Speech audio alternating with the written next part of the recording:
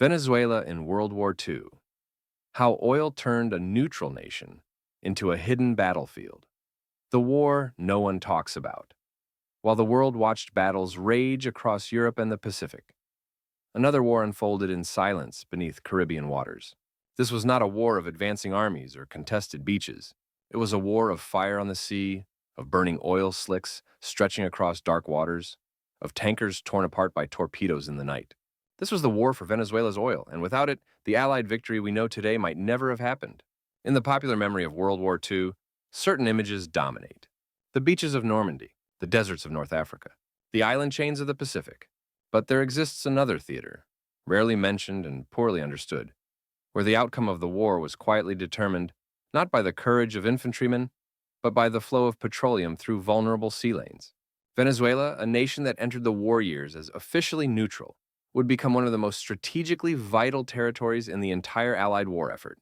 Its contribution was not measured in divisions sent to fight or in battles won, but in millions of barrels of crude oil that powered the ships, aircraft, and vehicles that carried the Allies to victory. This is the story of how a South American nation, far from the front lines of conventional warfare, became a hidden battlefield. It is the story of how German submarine commanders recognized what many historians would later forget: that modern war is not won solely by soldiers with rifles, but by the uninterrupted flow of fuel to the machines of war.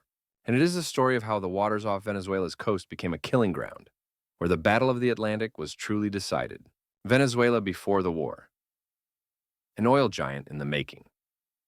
To understand Venezuela's role in World War II, we must first understand what the country had become in the decades leading up to the war. In the early 20th century, Venezuela was an agricultural nation, poor and politically unstable, known primarily for coffee and cacao exports. But beneath the surface of Lake Maracaibo and the coastal plains lay something far more valuable than any crop: vast reserves of petroleum that would transform the nation and, eventually, help determine the outcome of the greatest war in human history. The oil boom began in earnest in the 1920s. Foreign companies, primarily American and British, poured investment into Venezuelan oil fields. Royal Dutch Shell, Standard Oil, and Gulf Oil established massive operations around Lake Maracaibo, where oil could be extracted in enormous quantities. The lake itself became an industrial landscape, its waters dotted with drilling platforms, its shores lined with refineries and storage facilities. By the 1930s, Venezuela had become the world's largest oil exporter, surpassing even the United States in international petroleum sales. But Venezuelan oil was not merely abundant. It possessed qualities that made it particularly valuable for military applications. The crude extracted from the Maracaibo fields was of a type ideally suited for conversion into high-grade fuel oil, the type needed to power naval vessels. The refineries built along the Venezuelan coast and on the nearby Dutch islands of Curaçao and Aruba were capable of producing fuel oil in the exact specifications required by the British Royal Navy, and later by the rapidly expanding United States Navy. This was not a minor technical detail. It was a strategic reality that would make Venezuela indispensable once war came. By 1939, as war erupted in Europe, Venezuela found itself in a peculiar position. The nation's economy had been completely transformed by oil wealth.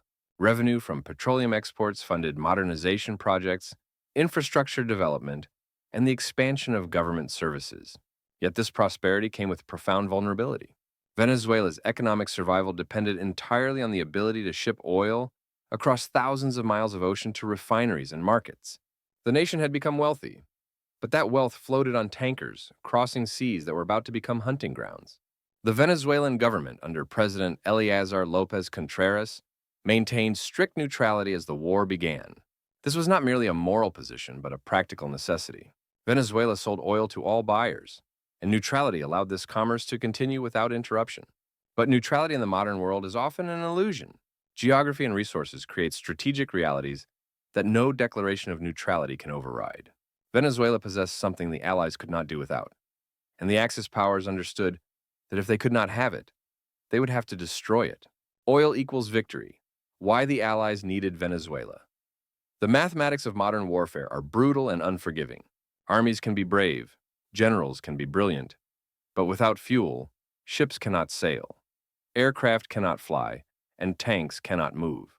In World War II, oil was not merely important to military operations. It was the foundation upon which all operations depended, and as the war intensified, Venezuelan oil became irreplaceable. Consider the strategic situation facing the Allies in 1941 and 42. Britain, fighting for survival after the fall of France, depended entirely on imported fuel. British domestic oil production was negligible. Every gallon of fuel oil that powered the Royal Navy had to cross the Atlantic, running the gauntlet of German U-boats. The Soviet Union, reeling from German invasion, needed every drop of oil it could produce for its own desperate defense. The United States, though possessing significant domestic oil production, faced exploding demand as it mobilized for global war.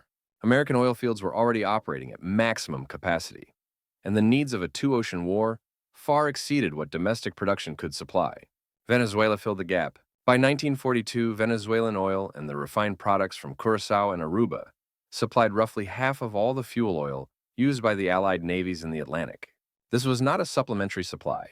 It was the primary source. Without Venezuelan oil, the convoy system that kept Britain alive would have collapsed. Without Venezuelan oil, the naval operations that eventually led to the invasion of North Africa and then Europe could not have been sustained. The ships that hunted German submarines, the carriers that projected air power, the supply vessels that fed armies overseas, all of them burned Venezuelan fuel. The refineries on Curaçao and Aruba, though technically on Dutch territory, processed Venezuelan crude pumped from Lake Maracaibo and shipped the short distance to these island facilities.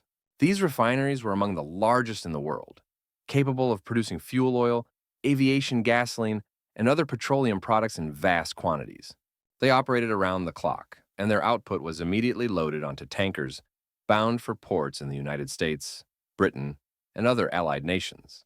The entire system functioned as a single integrated machine, with Venezuelan crude as the raw material, Caribbean refineries as the processors, and an endless chain of tankers as the delivery mechanism. This system had a critical vulnerability. The tankers had to cross open ocean, often sailing independently or in small groups, visible to any submarine with patience and a periscope. They were large, slow, and when loaded with petroleum products, catastrophically flammable. A single torpedo hit could transform a tanker into a floating inferno. And in 1942, German submarine commanders began to understand just how vulnerable this lifeline truly was. The Caribbean becomes a battlefield. The German Kriegsmarine had learned hard lessons in the first years of the Battle of the Atlantic.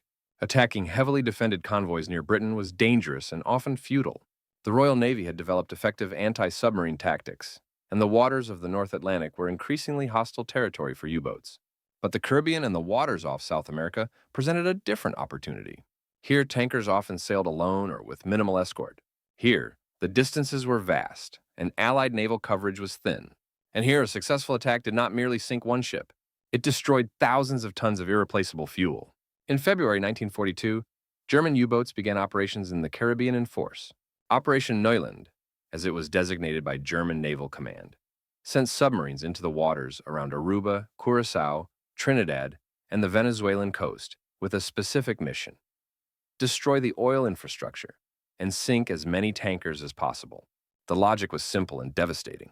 Every tanker sunk was fuel that would never reach Allied ports. Every refinery damage was production capacity eliminated. And unlike the North Atlantic, where sinking merchant ships disrupted supply but could be replaced, destroying tankers in the Caribbean struck directly at the irreplaceable fuel that powered Allied naval operations. The submarines arrived at night, surfacing in waters where merchant traffic was heavy and defenses were almost non-existent. Venezuela had no navy capable of anti-submarine warfare. The Dutch colonies had minimal military forces. The United States Navy, though rapidly expanding, had not yet established effective patrol systems in these waters. The tankers, accustomed to sailing in peacetime conditions, maintained predictable routes, showed lights at night, and had no defensive armament beyond the courage of their crews. What followed was slaughter. In the first months of 1942, German submarines operated with near impunity in Caribbean waters. They stalked tankers leaving Venezuelan ports, followed them through the night, and struck with precision. A single torpedo, well placed against the hull of a loaded tanker, would rupture fuel tanks and ignite thousands of tons of petroleum. The explosions could be seen for miles. The fires burned for hours, sometimes days. Crews who survived the initial blast faced the horror of burning oil spreading across the water, a deadly trap from which rescue was often impossible. The people of Venezuela, who had believed their country far removed from the war, suddenly found themselves living on its front line. Coastal residents saw the glow of burning tankers on the horizon. Bodies and debris washed ashore. The smoke from destroyed ships hung over ports for days. The psychological impact was profound. This was not a distant war reported in newspapers. This was fire and death visible from their own beaches, a war that had come to their doorstep without warning or declaration. The tanker war, fire on the Venezuelan coast. The statistics, cold and numerical, convey only a fraction of the horror. Between February and September 1942, German submarines sank more than 400 merchant vessels in the Caribbean and along the shipping lanes leading from South America to North America. Of these, a significant number were tankers carrying Venezuelan oil. Each sinking represented not only the loss of a ship, and often its entire crew, but the loss of 10,000, 15,000, sometimes 20,000 tons of fuel that would never reach Allied ports. But beyond the numbers lay individual tragedies, each one a small apocalypse. The crews of these tankers were merchant seamen, not combat soldiers. Many were veterans of peacetime shipping, men who had signed on to transport oil in what they believed would be routine commercial voyages. When war came to the Caribbean, they found themselves on the front line of a different kind of battle, one where they had no weapons, no armor, and no ability to fight back. Their only defense was luck, and for hundreds of men, luck ran out in those dark waters. The pattern of attacks was brutally consistent. A submarine would identify a target through its periscope, or by silhouette against the night sky. The U-boat would position itself for an optimal shot, typically aiming for the midship section where fuel tanks were located. The torpedo, traveling at 40 knots, would strike with devastating force. The explosion would tear open the hull, and burning fuel would erupt from the ruptured tanks. Within seconds, the entire ship could be engulfed in flames. Crew members who were not killed in the initial blast had moments to escape, leaping into water that was often itself on fire as burning oil spread across the surface. Survivors, if there were any, faced grim odds. Rescue was not guaranteed. Ships traveling nearby might not even realize an attack had occurred, until daylight revealed wreckage and bodies floating in the water. Those who made it into lifeboats might drift for days before being spotted. Many did not survive the wait. The Caribbean, warm and seemingly hospitable, became a graveyard. The oil that had brought prosperity to Venezuela now burned on its coastal waters, and the nation confronted a reality it could no longer deny. Neutrality was an illusion, and the war would not leave them alone simply because they wished it to. The psychological toll extended beyond the immediate victims. Port workers who loaded tankers knew that every ship they serviced might not return. Families of merchant seamen lived with constant dread, knowing that their loved ones sailed through waters prowled by submarines. Coastal communities watched the horizon at night, fearing the orange glow that meant another ship was dying. The war, which had seemed distant and abstract, became terrifyingly personal. Venezuela was not a battlefield in the traditional sense, but fire burned off its shores, men died in its waters, and the nation's lifeblood fueled a conflict it had tried to avoid. Venezuela takes sides. Neutrality, already strained by the reality of supplying oil primarily to the Allies, became impossible to maintain after the submarine attacks began. The Venezuelan government faced a stark choice: continue pretending that neutrality offered protection, or acknowledge that the nation was already a participant in the war, whether it wished to be or not. In February 1942, Venezuela severed diplomatic relations with Germany, Italy, and Japan. It was not yet a declaration of war, but it was an acknowledgement of strategic reality. The decision was driven as much by practical necessity as by moral conviction. German submarines were destroying Venezuelan-flagged ships. They were threatening the oil industry that formed the backbone of the national economy. They were operating in Venezuelan territorial waters. Neutrality offered no protection against an enemy that viewed Venezuelan oil as a legitimate military target. If the oil was going to flow to the Allies regardless, and if German submarines were going to attack it regardless, then Venezuela might as well align itself openly with those nations that were at least trying to protect the tankers. The diplomatic break opened the door to security cooperation with the United States. American military advisors arrived to help strengthen Venezuelan coastal defenses. Plans were developed to improve port security and implement blackout procedures along the coast. Anti-aircraft batteries were positioned near key oil facilities. The Venezuelan government granted permission for American aircraft to operate from Venezuelan territory in anti-submarine patrols. The fiction of neutrality was replaced by the reality of partnership, and Venezuela became, in all but formal declaration, a member of the Allied coalition. This transformation carried risks. Aligning with the Allies made Venezuela an even more explicit target for Axis operations, but it also brought protection. The United States Navy began to treat Venezuelan oil facilities and shipping lanes as strategic assets requiring active defense. Convoy systems were organized to protect tanker traffic. Anti-submarine patrols increased in frequency and effectiveness. The tide of the tanker war, though it would take many more months to turn decisively, began slowly to shift as Allied naval power in the Caribbean grew stronger. For Venezuela, the war was no longer something happening elsewhere.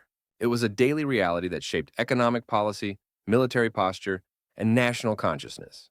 The oil that had brought prosperity now brought vulnerability. The sea lanes that carried wealth now carried danger. And the nation that had tried to remain neutral found itself irrevocably drawn into the greatest conflict in human history. Not by choice, but by the strategic value of what lay beneath its soil. The hidden war, espionage and sabotage fears.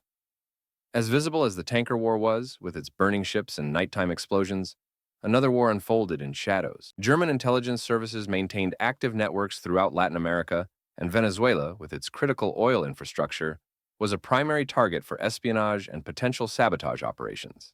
The fear was not abstract. If German agents could destroy oil wells, refineries, or storage facilities on Venezuelan soil, they could achieve through sabotage what submarines struggled to accomplish through torpedo attacks, a significant disruption in the flow of oil to the Allies. The German intelligence presence in Latin America during World War II was substantial and well organized. Agents operated under diplomatic cover, posed as businessmen, or embedded themselves within German expatriate communities. Their missions included gathering intelligence on Allied shipping movements, identifying targets for submarine attacks, and, when possible, carrying out acts of sabotage against strategic infrastructure. Venezuela, with its concentration of oil facilities and its large foreign population working in the petroleum industry, provided both targets and opportunities. Venezuelan authorities, working increasingly closely with American intelligence services, launched counterintelligence operations to identify and neutralize German agents. Suspected sympathizers were placed under surveillance. Communications were monitored. Foreign nationals working in sensitive industries faced heightened scrutiny.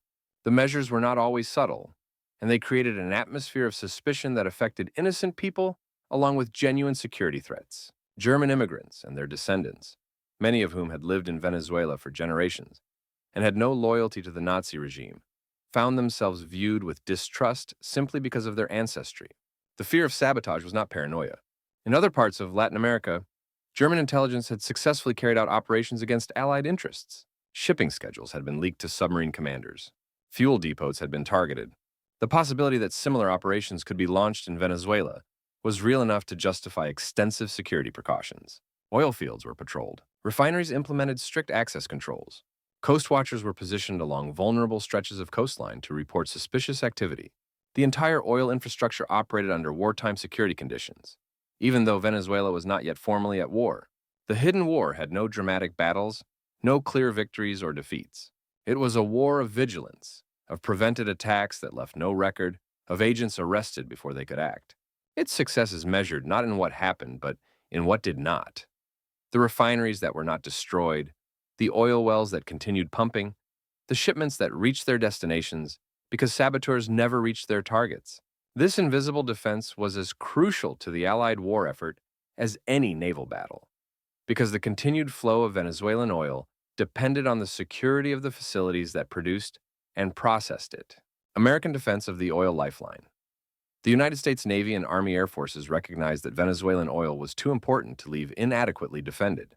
Beginning in late 1942 and accelerating through 1943, American military forces established a comprehensive defensive system designed to protect the oil infrastructure and the sea lanes that carried petroleum products north. Anti-submarine patrol aircraft became a common sight over Caribbean waters. PBY Catalina flying boats, operating from bases in Puerto Rico, Trinidad, and eventually from Venezuelan territory, flew long search patterns over shipping lanes. These aircraft carried depth charges and could attack submarines caught on the surface. More importantly, their presence forced U-boats to remain submerged during daylight hours, reducing the effectiveness of submarine operations. A submerged U-boat was slow, had limited visibility, and consumed battery power that would eventually force it to surface. The air patrols transformed the Caribbean from a submarine's hunting ground into contested territory. Convoy systems, though initially resisted by merchant captains accustomed to independent sailing, became mandatory for tanker traffic. Instead of individual ships sailing alone, tankers now traveled in groups escorted by destroyers, corvettes, and submarine chasers. These escort vessels carried sonar equipment to detect submerged submarines and depth charges to attack them. The convoy system slowed transit times and required careful coordination, but it dramatically improved survival rates. A submarine, attempting to attack a convoy, faced the risk of immediate counterattack, whereas a submarine attacking an isolated tanker faced almost no risk beyond the possibility of being spotted by aircraft. Coastal surveillance stations were established along the Venezuelan coast and on offshore islands. These stations, manned by Venezuelan forces with American advisors, maintained watch for submarine periscopes, suspicious vessels, or any sign of enemy activity. They communicated by radio with naval headquarters and could direct patrol aircraft or surface vessels to investigate contacts. The surveillance network created a web of observation that made it increasingly difficult for German submarines to operate undetected in waters that had once been their private hunting grounds. The defensive measures came at significant cost and required substantial resources. The aircraft, ships, and personnel devoted to protecting Caribbean oil represented capabilities that could not be used elsewhere. But the strategic logic was inescapable. Venezuelan oil was so critical to Allied operations that its protection had to take priority over almost any other consideration. The ships that escorted tankers, the aircraft that patrolled shipping lanes, the intelligence services that hunted German agents, all of them were part of a vast effort to ensure that the oil continued to flow. By late 1943, the defensive system had achieved its purpose. German submarine operations in the Caribbean declined as losses mounted and the operational environment became too dangerous. The tanker war was not over. U-boats would continue to sink ships throughout the remainder of the war, but the rate of losses fell dramatically. More tankers reached their destinations, more oil arrived at Allied ports, and the fuel that powered the ships and aircraft that would eventually carry the war to the shores of Europe continued to flow from Venezuelan wells through Caribbean refineries to the naval bases and fuel depots where it was needed most. What if Venezuela had fallen? Historical counterfactuals are dangerous exercises, easily descending into speculation and fantasy. But certain questions are worth considering because they illuminate the importance of what actually occurred. What would have happened if German submarine operations in the Caribbean had been more successful? What if the tanker war had continued at its early intensity? What if Venezuelan oil shipments had been severely disrupted or cut off entirely? The answers are sobering. The Allied naval campaign in the Atlantic depended absolutely on fuel oil. Without adequate supplies, the convoy system that kept Britain supplied would have collapsed. Merchant ships would have sat idle in port for lack of fuel. Escort vessels would have been unable to maintain patrols. The Battle of the Atlantic, which was won by narrow margins and at terrible cost, might have turned decisively in favor of the German submarine force. Britain, already on the edge of starvation and dependent on American supplies, might have been forced to negotiate peace from a position of weakness. The impact would have extended far beyond the Atlantic. Allied operations in the Mediterranean, the invasions of North Africa, Sicily, and Italy, all of these required enormous quantities of fuel oil. The ships that transported armies, the vessels that provided naval gunfire support, the tankers that supplied forward bases, all of them burned fuel that came in large measure from Venezuela. Without that fuel, offensive operations would have been delayed, scaled back, or canceled entirely. The strategic initiative that the Allies seized in 1943 might have remained with the Axis for months or years longer. Even American domestic operations would have been affected. While the United States produced significant quantities of oil from its own fields, the additional demand of fighting a global war on two fronts strained domestic production to its limits. Venezuelan imports supplemented American supplies at a critical time when demand was exploding. Without those imports, rationing would have been more severe. Military operations would have been constrained by fuel availability, and the industrial mobilization that powered Allied victory would have proceeded more slowly. None of this is to say that the Allies would have lost the war if Venezuelan oil had been unavailable. The industrial and population advantages held by the United States, Britain, and the Soviet Union were ultimately decisive. But wars are not won by potential. They are won by the ability to bring military force to bear at the critical time and place. And that ability in World War II depended on oil, Venezuelan oil, the oil that flowed despite submarine attacks, despite sabotage threats, despite every effort the Axis powers made to cut it off. The counterfactual serves not to imagine defeat, but to highlight how narrow the margin of victory actually was and how much depended on a nation that most people have forgotten played any role at all. The forgotten contribution. In the decades following World War II, as historians wrote the war's history and veterans told its stories, certain narratives became dominant. The sacrifices of soldiers on battlefields, the courage of airmen over Germany, the determination of sailors in the Pacific, These stories deserve to be told, and the men who lived them deserve to be remembered. But in the process of crafting the war's memory, other contributions faded into obscurity. Venezuela's role is rarely mentioned in popular histories of the war. There are no famous battles associated with Venezuelan territory. No Venezuelan generals are household names. The country sent no army divisions to fight in Europe or the Pacific. In the public imagination, Venezuela's World War II simply does not exist. Even in Venezuela itself, the war years are not a significant part of national historical consciousness. The focus of Venezuelan history writing has been on internal political development. The oil industry is an economic phenomenon, and the nation's relationship with the United States in the post-war era. The war itself, and Venezuela's crucial contribution to Allied victory, has become a footnote. This forgetting is not unique to Venezuela. The logistics of war, the unglamorous business of supply chains and resource flows, rarely captures historical attention in the way that combat does. Yet logistics determined outcomes as surely as any battle. The reason Allied armies could advance was because they had fuel for their vehicles. The reason Allied navies could project power was because they had fuel for their ships. The reason Allied air forces could conduct strategic bombing campaigns was because they had fuel for their aircraft, and a substantial portion of that fuel came from Venezuela. Compare Venezuela's contribution to that of other oil-producing regions that are better remembered. The Ploiești oil fields in Romania are famous, the target of one of the war's most costly bombing raids. The oil fields of Baku in the Soviet Union are recognized as strategic objectives that shaped German military planning. Yet, Venezuelan oil production exceeded both of these sources during the war years, and Venezuelan oil went directly to Allied forces, while Ploiești and Baku served the Axis or were contested territory. By any objective measure, Venezuela's contribution was at least as significant. But it has been forgotten because tankers sinking in darkness make for less compelling narratives than bombers over burning refineries. The truth is that wars are not won only by those who fight. They are won by those who supply the fighters, by those who produce the weapons and fuel and food that make continued combat possible. Venezuela did not win World War II, but without Venezuela, the Allied victory would have been delayed, more costly, perhaps even impossible in the time frame that actual history recorded. That contribution deserves recognition, not as a matter of Venezuelan national pride, but as a matter of historical accuracy. The war beneath the waves. The war came to Venezuela not as an invading army, but as fire on the water. It came in the night in torpedoes launched from submarines that disappeared before dawn. It came in the bodies that washed ashore and the burning oil that lit the coastal darkness. It came to a nation that wanted no part of the conflict, but discovered that neutrality meant nothing when geography and resources made you strategically vital. The Venezuelan story is a reminder that war in the 20th century, and especially World War II, was fundamentally different from the wars that came before. Victory was not determined solely by the clash of armies on battlefields. It was determined by the ability to sustain those armies, to keep them supplied, to fuel the machines that gave them mobility and firepower. Oil was the blood of modern warfare, and the nation that controlled oil supplies held strategic advantage that no amount of courage or tactical brilliance could overcome. Every tanker that burned off the Venezuelan coast was a battle. Every German submarine that hunted in Caribbean waters was fighting for strategic objectives as important as any island or city.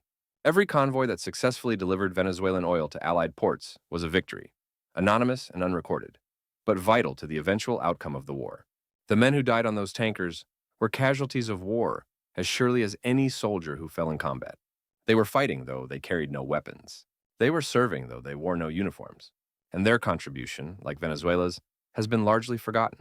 As we remember World War II, as we teach its history and honor its veterans, we should remember that the war was vast and complex, that it touched places far from the famous battlefields, and that victory was built on contributions that never made headlines.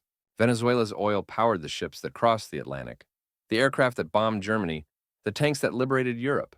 That oil was pumped by workers who never fired a shot, transported by sailors who died in flames, and defended by forces that fought an enemy they could rarely see. The war beneath the waves, the silent conflict for control of the oil that fueled global combat, was as decisive as any campaign fought on land or in the air. It was won not by heroic charges or brilliant tactics, but by the unglamorous work of maintaining supply lines, protecting vulnerable cargo, and ensuring that the fuel kept flowing no matter the cost. Venezuela was at the center of that effort, and though the nation's name appears in no list of the war's great battles, Its contribution was measured in millions of barrels of oil that kept the Allied war machine running when defeat would have meant disaster. History remembers the dramatic moments, but wars are won in the accumulation of small victories, in the maintenance of systems under strain, in the determination to keep going when the outcome is uncertain. Venezuela's World War II was not dramatic. It was essential, and that, in the end, may be the most important kind of service. The kind that works quietly, that asks for no recognition, that simply ensures that the machinery of survival keeps functioning until the day when peace can finally return.